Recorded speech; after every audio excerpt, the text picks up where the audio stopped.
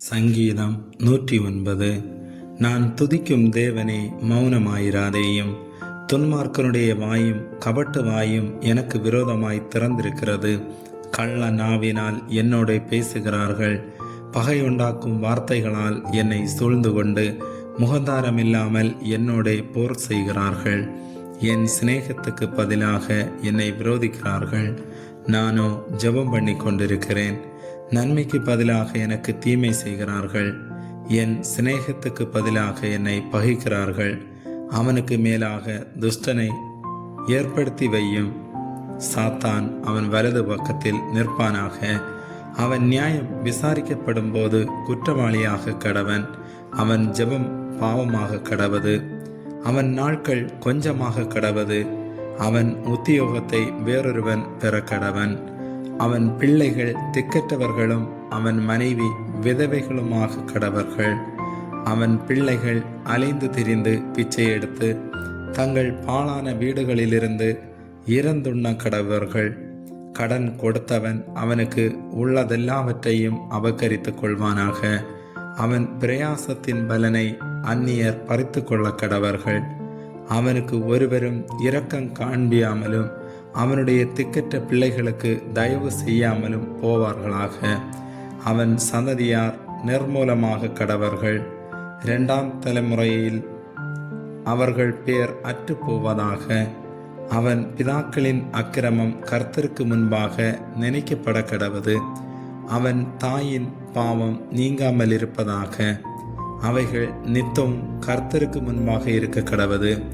அவர்கள் பேர் பூமியில் இராமல் நிர்மூலமாவதாக. அவன் தயை செய்ய நினையாமல் சிறுமையும் எளிமையுமானவனை துன்பப்படுத்தி மனமுறிவுள்ளவனை கொலை செய்யும்படி தேடினானே. சாபத்தை விரும்பினான், அது அவனுக்கு வரும். அவன் ஆசீர்வாதத்தை விரும்பாமற் போனான், அது அவனுக்கு தூரமாய் விலகிப்போம். சாபத்தை அவன் தனக்கு அங்கியாக உடுத்தி கொண்டான், அது அவன் உள்ளத்தில் தண்ணீரை போலவும் அவன் எலும்புகளில் எண்ணெய் போலவும் பாயும்.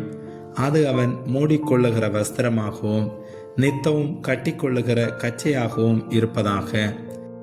இதுதான் என்னை விரோதிக்கிறவர்களுக்கும் என் ஆத்மாவுக்கு விரோதமாய் தீங்கு பேசுகிறவர்களுக்கும் கர்த்தரால் வரும் பலன். ஆண்டவராகிய கர்த்தாவே, நீர் உமது நாமத்து நிமித்தம் என்னை ஆதரித்து உமது கிருபை நலமானதினால் என்னை விடுவித்தருளும். நான் சிறுமையும் எளிமையுமானவன். என் இருதயம் எனக்குள் குத்துண்டிருக்கிறது. சாயும் நிழலை போல் அகன்று போனேன். வெட்டுக்கிளியைப் போல் பறக்கடிக்கப்படுகிறேன். உபவாசத்தினால் என் முழங்கால்கள் தளர்ச்சியடைகிறது. என் மாம்சம் புஷ்டியிட்டு உலர்ந்து போகிறது. நான் அவர்களுக்கு நிந்தையானேன். அவர்கள் என்னை பார்த்து தங்கள் தலையை துலுக்குகிறார்கள். என் தேவனாகிய கர்த்தாவே, எனக்கு சகாயம் பண்ணும். உமது கிருபையின்படி என்னை ரட்சியும். இது உமது கரம் என்றும் கர்த்தாவே, தேவரீர் இதை செய்தீர் என்றும் அவர்கள் அறிவார்களாக. அவர்கள் சபித்தாலும் நீர் ஆசீர்வதியும்.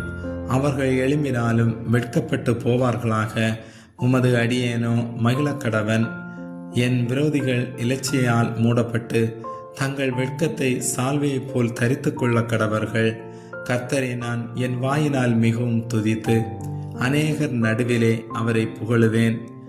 ஆக்கினிக்குள்ளாக தீர்க்கிறவர்களின்று எளியவனுடைய ஆத்மாவை ரட்சிக்கும்படி அவர் அவன் வலது பரிசத்தில் நிற்பார். ஆமேன்.